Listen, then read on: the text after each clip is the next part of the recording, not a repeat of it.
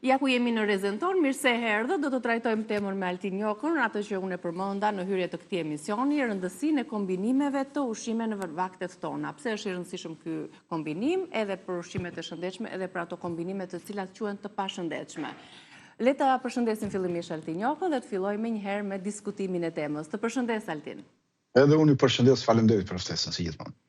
Në ditët e sotme themi vërtet se është rëndësishme se çfarë ham, por akoma më rëndësishme është edhe se si kombinojmë ushqimet tona apo jo. Ju çfarë opinioni keni për këtë? Në faktikisht futet dega e sinergjisë ushqimore.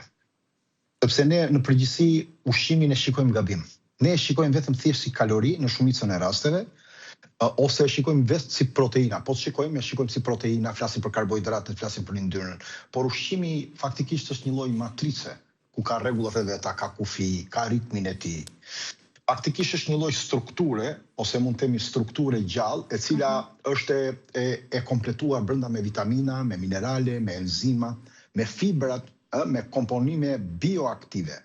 Kështu që një ushqim që mund të jetë veç, mund të jetë perfekt, pra një ushqim veç mund të jetë perfekt, por i bie diku vlera kur bëhet ose mund bëhet dhe i dëmshëm, ku bashkohet me një tjetër. Dhe kur bashkohet me një të tretë dhe me një të katërt, mund të kthehet akoma dhe më i dëmshëm. Sepse ka një logjik në drejtimin e ushqimit. Proteinat për shembull duan një ambient acid në trupin tonë, ndërsa karbohidratet duan një ambient alkain. Vetëm të dy elementë sikur t'i ndajmë, fillojnë problemet me kombinimin e tyre. Kështu që këtë opinion kam. Nëse i kombinojmë gabim ushqimet Altin, çfarë ndodh në trupin tonë? Është thjesht çështje metabolizmi, mungesë treti apo ka ndonjë problem tjetër shëndetësor? Duhet të kuptojmë që çdo herë që ne ushqemi ose çdo vakt që ne marrim është një sinjal për trupin tonë. Pra japim një sinjal trupit. Nëse do marrim kombinimin e duhur, trupi jon ka për të funksionuar mirë dhe ka për të sjellë balancat. Në qoftë se jo, ai ka për ta luftuar dhe do lodhet ose nuk do përshtatet. Kështu që do fillojë një zinxhir reagimesh në të dy rastet. Në rastin negativ, po shikojmë që aspekti i tretjes ka për të ndryshuar, sepse do vonohet zbrazja e stomakut. Enzimat nuk do veprojnë në mënyrën optimale për ta tretur të ushqim. Do rritet koha e ushqimit që do qëndrojë në zor. Dhe tretja do bëhet e paplot. Çfarë ndodh? Do rritet fermentimi dhe do rritet prodhimi i gazrave. Duke mos u tretur mirë nga stomaku. Bakteret që e fermentojnë pra pjesën e karbohidrateve, proteinave, nuk kanë për ta bërë mirë, dhe kjo ka për të na çuar në prodhimin e hidrogenit, në prodhimin e metanit, në komponime toksike si amoniaku. Dhe kjo do na japi probleme abdominale, do na japi fryrje, do na japi erë të keq intestinale, do na japi gazra, do na japi dhimbje.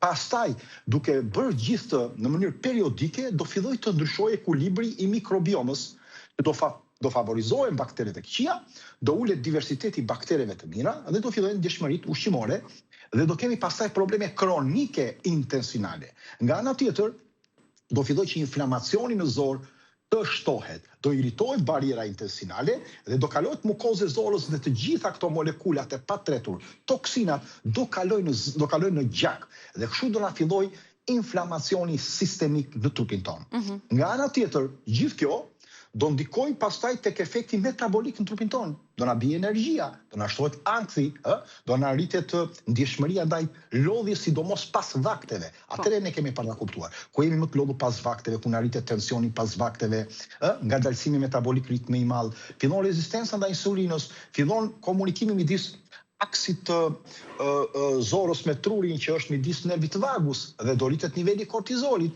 kështu që do fillojnë të gjithë këto probleme derisa të na shfaqen edhe sëmundje hapasapi. E kuptova. A ka rëndësi koha kur i konsumojmë ushqime të caktuara pas vaktit, për shembull konsumojmë frutat apo kafen, apo kjo nuk ka lidhje me kombinimet e mëparshme? Ka një lloj rëndësie, po jo në mënyrë absolute ashtu si deklarohet apo thuhet në rrjetet sociale apo kudo. Sepse po ta shikojmë, është një kombinim midis fiziologjisë së tretjes dhe ndjeshmërisë individuale. Kemi dy gjëra që nuk ecin paralel. Kështu që dhënia e këshillave standarde nuk sjell përfitime. Ne nuk kemi dy trupa njësoj. Pra nuk mund të themi ndalohet kjo, bëhet kjo, standardizohet kjo, jo, sepse tash kombinimi i fiziologjisë është njëra anë dhe koncepti i tretjes individuale dhe ndjeshmërisë është ana tjetër. Por në përgjithësi, kur ne konsumojmë vakte të rënda me yndyrë, ushqime shumë të yndyrshme, vakte shumë të mëdha, dhe pas tyre shtojmë ëmbëlsirat ose shtojmë frutat, stomaku mund të rëndohet Edhe fruta do ngelen pas në tretje sepse është ngarkuar. Në qoftë se na ham një drekë të lehtë dhe konsumojmë fruta nga pas, nuk sjell ndonjë problem, siç thon shumica. Por gjithmonë është individuale. Disa i shkakton probleme fryrje, disa jo. Pra secili duhet ta shikoj vetë në drejtimin e metabolizmit në këtë drejtim, po. Përpara se të kalojmë te disa kombinime të shëndetshme dhe disa gabime në këto kombinimet, më trego 2-3 rregulla bazë që duhet i mbajmë mend në raport me sinergjinë ushqimore. Rregullat kryesore. Vakti nuk duhet të jetë i madh. Duhet të jetë sa më i vogël. Pra, e para një. E dyta duhet të jetë sa më i thjeshtë. E treta mos ketë shumë lloj përzierjesh të rënda. Për shembull, mishi, ëmbëlsirat, buka, patatja bashkë të gjitha. Sepse do të krijoj tretjet ngadalë dhe do krijoj frydhje dhe lodhje. Në ana tjetër, duhet të kemi parasysh balansimin e vakteve për të marrë energji. Pra të shtojmë edhe proteinën, edhe yndyrnat, edhe fibrat, dhe mineralet dhe antioksidantet. Nga ana tjetër duhet të dëgjojmë pak trupin më shumë. Ky është rregulli më i rëndësishëm nga të gjitha. Do të ham ngadalë, duhet të presim që të shikojmë sinjalet e tij kur ngopim ose jo, të ndihemi të lehtë, mos ndihemi të fryrë, apo kur ndihemi të fryrë të kuptojmë trupin. Nga ana tjetër duhet t'i japim kohë tretjes tonë të funksionojë. Pra duhet ta përtypim më mirë ushqimin në gojë, pastaj ta kalojmë dhe mos ham ushqime shumë afër me njëra tjetrën. Pra përveç bluajtjes, nuk duhet të ulesh në tavolinë ku je i nervozuar, kur ke kaluar një debat dhe një stres, sepse ushqimi më i mirë kthehet në helm. Është shumë e rëndësishme kjo. Ka njerëz madje që kanë vdekur nga konsumimi i ushqimit në gojë. Ka shumë. Unë jo njerëz që kanë vdekur duke ngrënë ushqim. Nga debatet, nga tensioni i lartë që kanë kaluar pra duhet ta shmangim këtë gjë. Edhe ngrënien e tepërt pa pushim, sepse do dëmtojmë tretjen, metabolizmin dhe balansimin hormonal. Nga ana tjetër duhet të kuptojmë diçka. Duhet të respektojmë 7 parime bazë, po 3 janë kryesorët, ngadalësimi i përthithjes së sheqerit, që është shumë eliminant kur ham ushqimin, pra determinant, përmirësimin e përthithjes lëndëve ushqyese dhe mbështesim problemin e mikrobomës dhe energjisë. Por stabiliteti i sheqerit gjak vjen që karbohidratet të mos konsumohen vetëm për shembull vetëm makarona, vetëm pasta, vetëm buka me diçka të thjeshtë, sepse ka një rritje të shpejtë të glukozës dhe një rënje të shpeshtë dhe kështu nuk është një kombinim i mirë. Prandaj ndihemi të lodhur kur konsumojmë një pjatë makarona ose një picë, për shembull? Po, është e vërtetë. Pas pak minutash? Po, është e vërtetë. Kjo është e vërtetë, sepse niveli glicemisë rritet menjëherë pas një farë kohe, sepse një pjesë e tyre janë kalori boshe dhe janë nivele të larta të karbohidrateve, na sjellin dhe lodhje, na sjellin uri dhe rënje të shpeshta etj. Nga ana tjetër e dyta është ritmi i tretjes. Ushqimet nuk duhet të krijojnë një kaos ku ne konsumojmë. Yndyrnat dhe proteinat ngadalsojnë zbrazjen e stomakut, ne e dim shumë mirë. Dhe janë kombinimet ku ne i shtojmë i bëjmë të rënda, atëherë na krijojnë probleme në një vakti të balancuar, na sillin probleme në tretje, edhe na sillin probleme me fermentimin. E treta është përthithja e lëndëve ushqyese në një ushqim që na ham. Ka lëndë ushqyese në pomalim në atë pjatë. A ka vitamina D, E, K, F, A, apo a ka këto vitamina, a ka minerale, a ka nevojë që të ketë disa element, pra për shembull, a ka vaj ulliri brenda, a ka avokato, a ka ara, a ka ufull molle, a ka pra elemente të tjerë. A ka nivelin që hekurin që po e përthithim, a është e mirë që po e marrim edhe me shtesë ushqime me vitamina C, sepse ndoshta mund të kemi edhe probleme të tilla. Elementi i katërt është mbështetja e mikrobiomës kur ne ushqemi. Pra duhet të ushqejmë bakteret e mira, duhet të mendojmë sepse jeta jonë është e bakteret e mira. Çdo gjë varet e bakteret e mira, imuniteti, tretja, humori, dhe apo marrin fibra dhe probiotik të ai ushqim që po ham, apo jo, për të përmirësuar balancën e tyre. Elementi 5 është kontrolli i inflamacionit. Nëse na ham një ushqim, duhet të jetë antiinflamator, që mos ta krijojë stres, të kemi në të ardhmen shëndet më të mirë, mos hami yndyrna të skuqura, nivele të larta të sheqerit, ushqime të përpunuara, të cilët janë inflamatorë dhe duhet të shtojmë më shumë ushqime me antioksidant. Elementi 6 është ngarkesa metabolike. Nëse trupi do lodhet, edhe pas një ushqimi kemi kuptuar që nuk jemi në rregull. Kombinimet komplekse sjellin problematika, kombinimet komplekse kërkojnë nivele të mira të energjisë që të kombinohen thjesht dhe të balancuar. Pra, ngarkesa metabolike që do kemi problemet glicemike. Elementi 7 është përgjigjja hormonale. Duhet të kuptojmë që ushqimi jonë në fund fare ndikon direkt tek hormonet tona.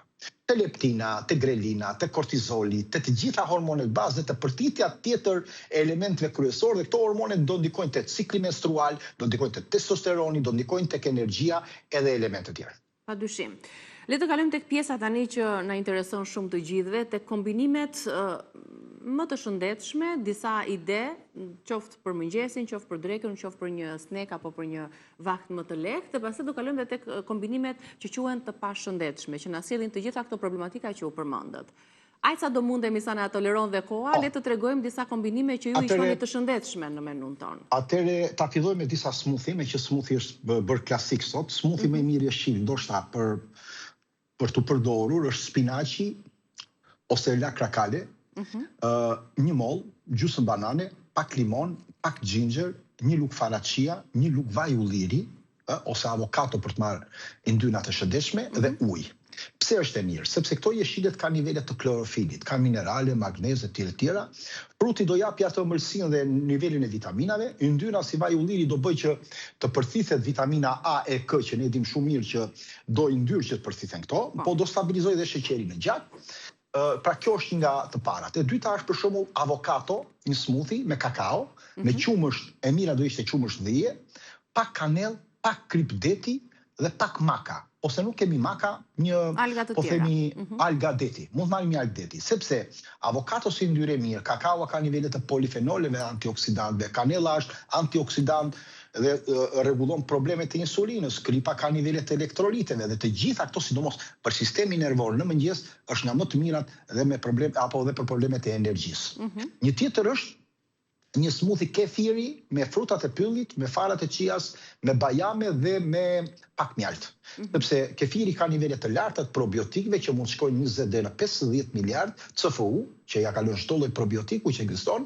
Farat e qias kanë omega 3, kanë fibra, arat kanë yndyrë minerale dhe elemente të tjerë dhe do japin dhe ngopje, do na japin edhe një ritëm, do na bëjnë pastrimin e lëkurës, do ndihemi më energjik. Lëngjet, të kemi kujdes të lëngjet, por disa lëngje mund të jenë të mira. Për shembull, lëngu panxar, moll, limon dhe ginger është nga më perfektët me balancim, sepse merrim edhe nitrite dhe vitamin C, marrim dhe antiinflamator, ulim inflamacionin, sidomos për njerëzit që kanë lodhje fizike dhe për mbrojtjen e enëve të gjakut. Një lëng tjetër është portokalli me karot, me ginger, me pak vaj ulliri dhe shafran, sepse ka beta-karoten, ka antioksidant, mbështet lëkurën dhe sistemin imunitar. Një lëng tjetër është moll, kastravec, limon dhe mente, që qetëson edhe traktin tretës si që shmentja dhe hidraton shumë mirë, sidomos në këtë kohë që ne jemi, përmirëson tretin, ul fryrjen dhe është ideal për një stomak që ka probleme me gastritin dhe me ulçrat. Moll, kastravec, limon dhe mente.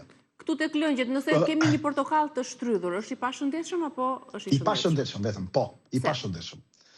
I pashëndetshëm sepse është pastruar nga çdo element dhe lëngu shkon direkt brenda disa sekondash në mëlçi. Duke shkuar në mëlçi, ajo kthehet metabolizohet në nivelin e sheqerit dhe fruktozës që e godet mëlçin shumë shpejt. Dhe patjetër që kjo është një bumerang. Është i pastruar shumë nga të gjitha elementet dhe është nga lëngjet më të dëmshme ndoshta që konsumimi që ne mund të marrim. Pra duhet të kombinohet për shembull me karrot ose me fruta të tjera apo perime të tjera që të jetë i shëndetshëm, pra më vete lëng portokalli nuk është fort i shëndetshëm. E kuptova.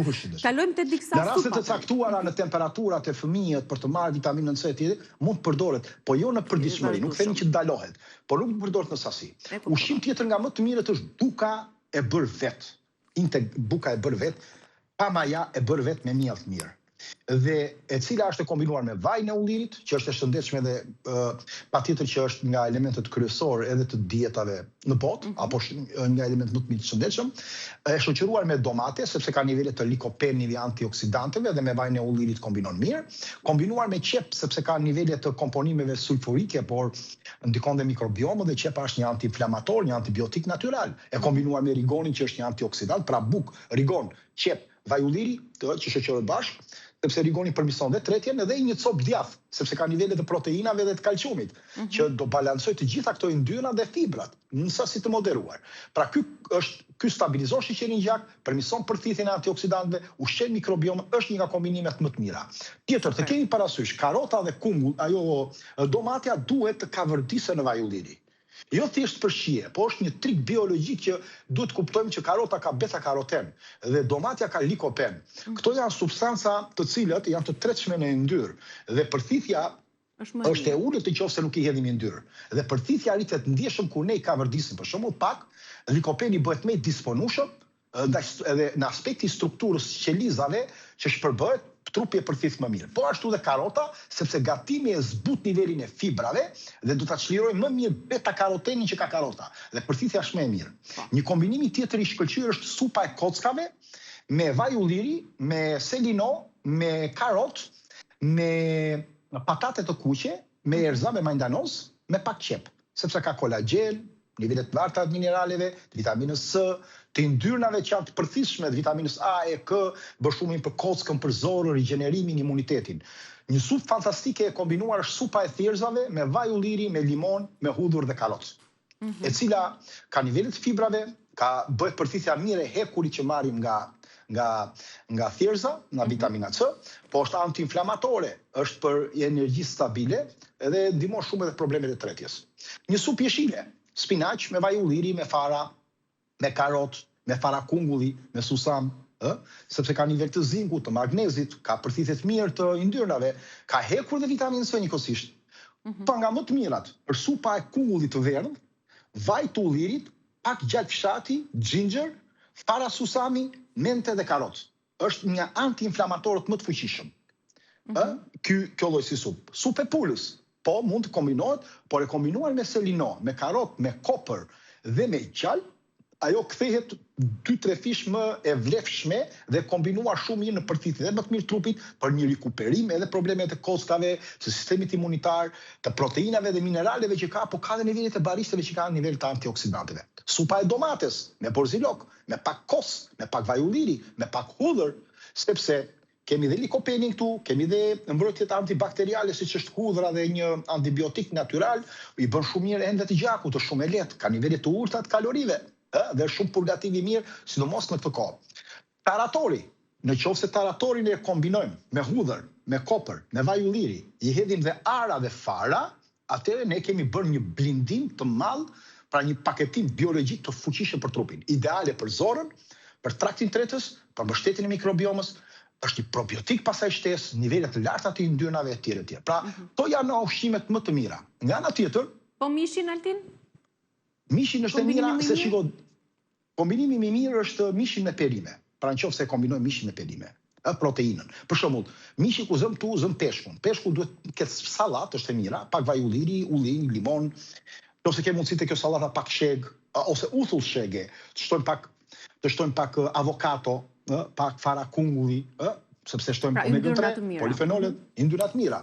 Në ana tjetër, veza me avokato është shumë e mirë, me ullin, me domatet, një kombinim i mirë, duke hedhur disa erza, duke hedhur pak rigon. Apo kjo mishin është e mira ta kombinojmë me perimet me gjethe jeshile ose me ato që kanë vitaminë C, që përthithja të bëhet më e mirë. Pra shtrydhja e limonit tek mishi, mund ta kombinojmë me patate, sepse disa thonë jo, po ka karbohidrate dhe nuk kombinohet, por ka një gjë, në qoftë se bëjmë me patate dhe me karota dhe me kunguj në furrë dhe me elemente të tjerë perimesh, është shumë e mirë, sepse kombinohen shumë mirë me një tjetër. Ndërsa vetëm me patate? Në rast se kemi patate, e mira është kemi dhe një sallat të kombinuar me njëra tjetër. Pra, kemi një sallat jeshile ose një sallat tjetër që të kemi dhe protein të plot, të marrim dhe nivelet e karbohidrateve që të përthyen shumë ngadalë në problemet e pankreasit apo për nivelin e rritjes së glicemisë e të tjera. Nga frutat e mira është edhe mishi me oriz. Shumë e mirë është dhe me oriz. Fasulja me oriz është shumë e mirë, duke shtuar rigon, duke shtuar qep, duke shtuar hudhër, vajin e ullirit, kombinimi i tyre shumë e mirë, thjeshta me oriz, me pilafin, pra po themi. E mirë është për shembull molla me ara. E shtuar me pak kanell, gjithmonë molla me pak kanell, me pak ara dhe me pak kos, është një nga më të mirat që ul nivel e urisë emocionale që ne kemi dhe stabilizon nivelet e glicemisë duke ulur ndoshta edhe problemet me shëndetin. Pra, kur themi fasule dhe pilaf, ky kombinimi tradicional që jemi mësuar, jemi rritur edhe vazhdojmë ta gatuajmë, pse është i shëndetshëm? Proteinat e fasuleve, karbohidratet nga ana tjetër, kombinimi sinergjik i tyre bën rrit fuqinë e secilës apo? Po, patjetër, sepse niveli që ne marrim nga fasulet nga aspekti karbohidrateve, po dhe nga aspekti proteinave, se ka nivele të larta të proteinës, duke u kombinuar ndoshta edhe me element që të përthithet më mirë hekur të vitaminës C, pra me ushqimet e vitaminës C, duke u kombinuar edhe me këtë nivelin e karbohidratit të orizit është nga më të mira. Po, është e vërtetë më të mira. Le të ndalemi tani. Kemi një balancim midis proteinave, karbohidrateve, yndyrnave të shëndetshme, sa atë gjalpin e nuk do, atë orizin nuk do ta bëjmë sade. do t'i hedhin pak gjalp, ose do t'i hedhin vaj ulliri, mund t'i hedhin pak erza, mund t'i ngrim ndoshta pak karot. Dhe kjo do bëhet nga kombinimet më të mira.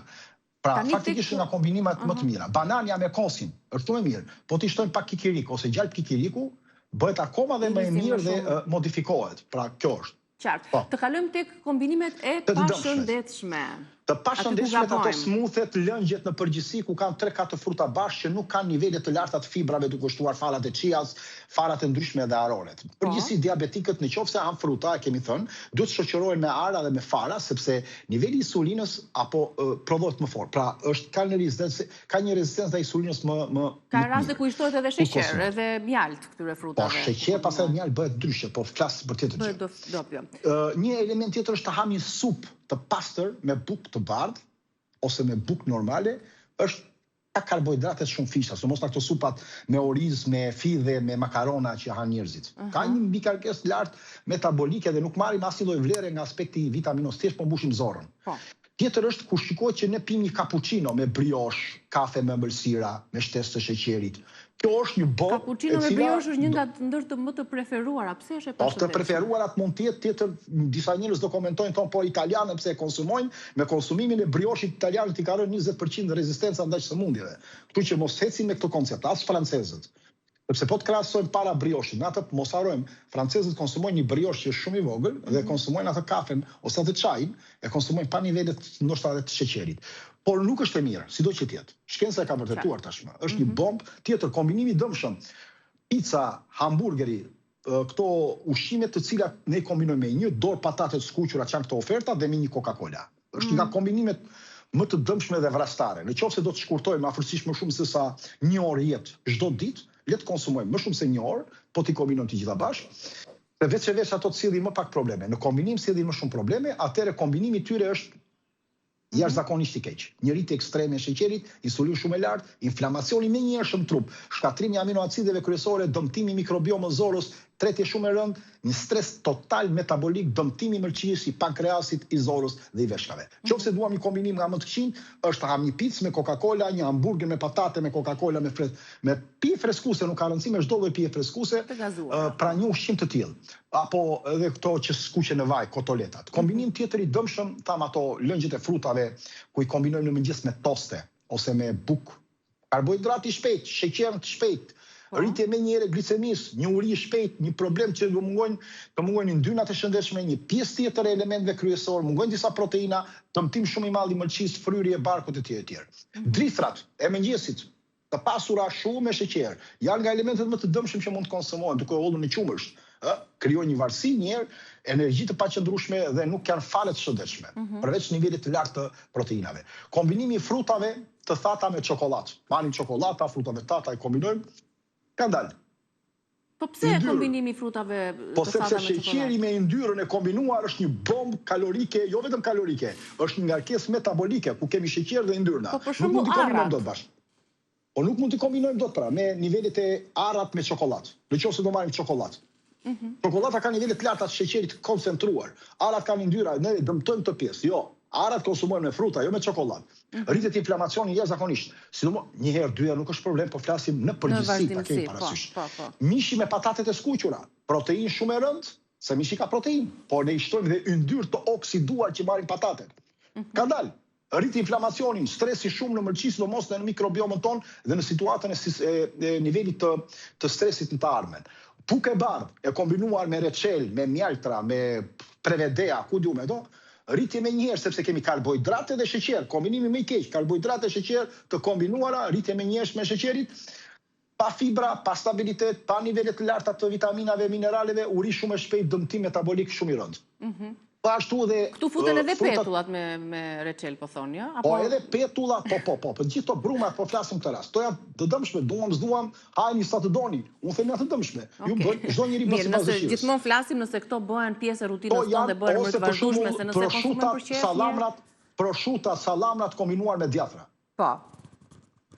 Nëse do të kesh një problem të rrezikut kardiovaskular të shtuar, merr një pjatë nga ato mikset që shoqërohet në restorante, sallamra, mish, ashtu djathra të yndyrshëm dhe djathra të fortë, treti e rënd, dëmtim shumë i rënd i mikrobiomës, nivelet larta të aditivës, nivelet larta të kripës, se janë dy dopjo krip që ne marrim. Ne marrim sasinë 3-4 ditëve krip vetëm në një pjatë të Vetëm në tillë. një Niveli pjatë. i yndyrës, i kombinuar me kripën, i kombinuar me aditivën, me ngjyrosës, sjell një rrezik të lartë të sistemit kardiovaskular, një tretë të rënd. Qartë. Ushqimi me alkol, toksina, sidomos ushqimi i skuqur me alkol, yndyra të rënda të hidrogenizuara, niveli i lartë i toksinave, 2 fish dëmtimi mëlçis, 2 fish mundësi për probleme të rënda të inflamacionit, lodhjes dhe sëmundjeve të kancerogjene. Qartë. E gjitha kjo është në ndërgjegjen e gjithsecilit. Altin, na kanë shkruar shumë ndjekës në rrjetet tona. Bravo, te kefiri do doja. Besoj është kefir gota jote, se Po.